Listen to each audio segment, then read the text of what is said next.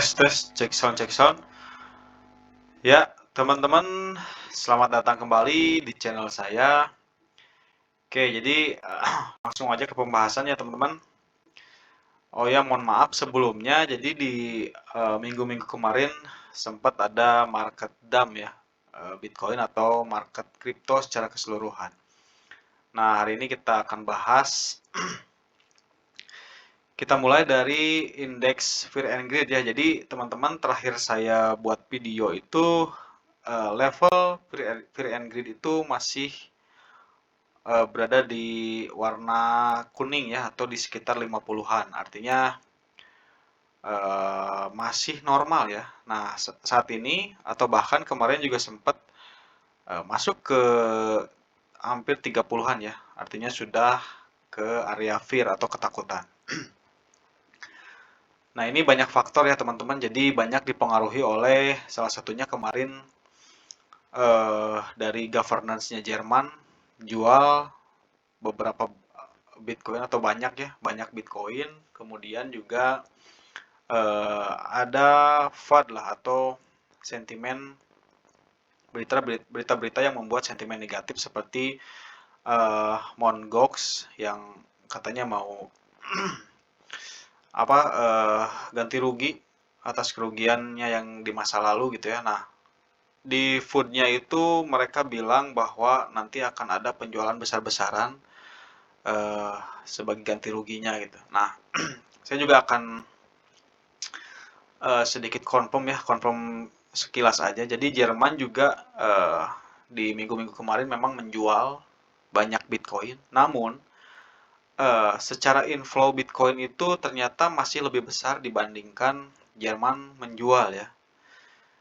Dan juga kemarin beberapa kali Jerman malah buyback setelah dia jual, malah buyback lagi. Dan juga ada dari si Justin Sun, CEO-nya Tron, malahan mau membeli semua Bitcoin yang ada di governance Jerman. Nah, jadi masih banyak orang optimis ya. Nah, ini kemudian juga ada si Mt. Gox.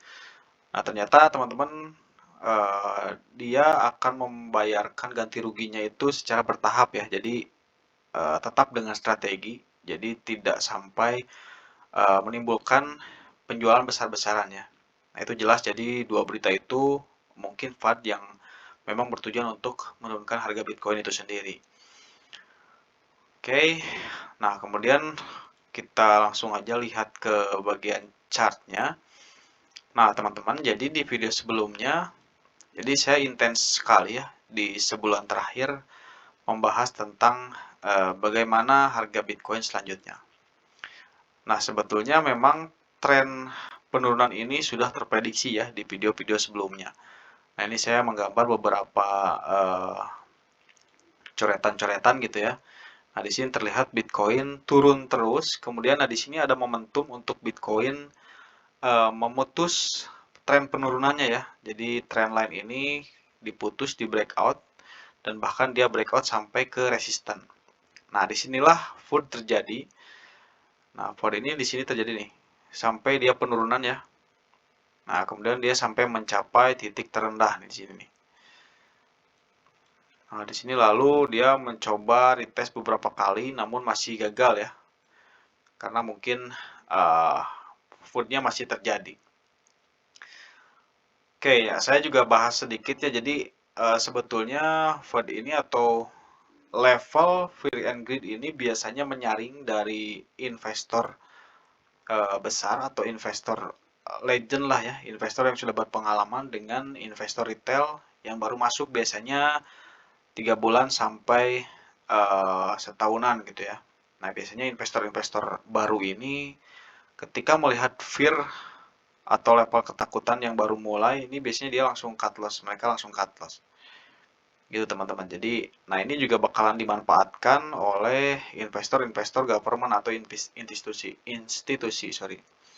Jadi ketika ada ketakutan dan Bitcoin turun dengan signifikan, disitulah biasanya institusi borong lagi. Oke, kemudian mungkin ada pertanyaan, kemana harga selanjutnya gitu ya. Nah, kalau kita lihat sebetulnya sekilas kalau dari teknikal, ini sepertinya sudah tidak valid ya. Jadi trendline ini kita hapus saja. Namun kalau melihat secara struktur data atau struktur historical, mungkin Bitcoin akan turun kembali ke level paling rendah mungkin di 50.000. Nah, namun di sini ada spekulasi juga ya. Jadi bisa jadi dia sudah membuat level, kalau kita lihat di per minggu, dia di sini sudah sedikit lagi juga bisa, di sini ada resisten mungkin turun dikit dan bisa naik, atau bahkan juga ini dia sudah, jadi teman-teman kita sekarang sudah bermain dengan institusi ya, jadi jelas lebih sulit. Nah, ini dia retest dulu, mungkin ada proyeksi ke bawah dulu. Nah, namun kalau kita lihat secara makro, nah di sini beberapa kabar atau saat ini inflasi konsumen di Amerika Serikat ini turun, teman-teman. Nah, itu biasanya akan membuat instrumen-instrumen investasi, salah satunya Bitcoin, itu akan naik ya. Jadi ketika CPI atau level inflasi ini turun, biasanya akan diikuti dengan kenaikan di pasar aset atau pasar modal, termasuk juga Bitcoin. Nah, jadi mungkin juga ini adalah secerca harapan biasanya. Jadi mudah-mudahan Bitcoin akan turun. Nah, untuk teman-teman yang mungkin memang belum pede, bisa tunggu dulu di harga 52 sampai 50.000. Nah, kalau misalkan ini penentuan dia bisa retest sekali lagi, breakout dari resisten, mungkin itu bisa jadi angin segar ya untuk kripto berbalik arah gitu, teman-teman. Oke, itu aja sih. Jadi memang pembahasan kali ini sampai di situ. Jadi memang membahas kemarin turun karena FUD intinya, dan sekarang ini masih abu-abu ya. Namun ada secerca harapan, secerca harapan dari turunnya inflasi di Amerika. Oke, gitu aja video kali ini. Sampai jumpa di video selanjutnya. Terima kasih.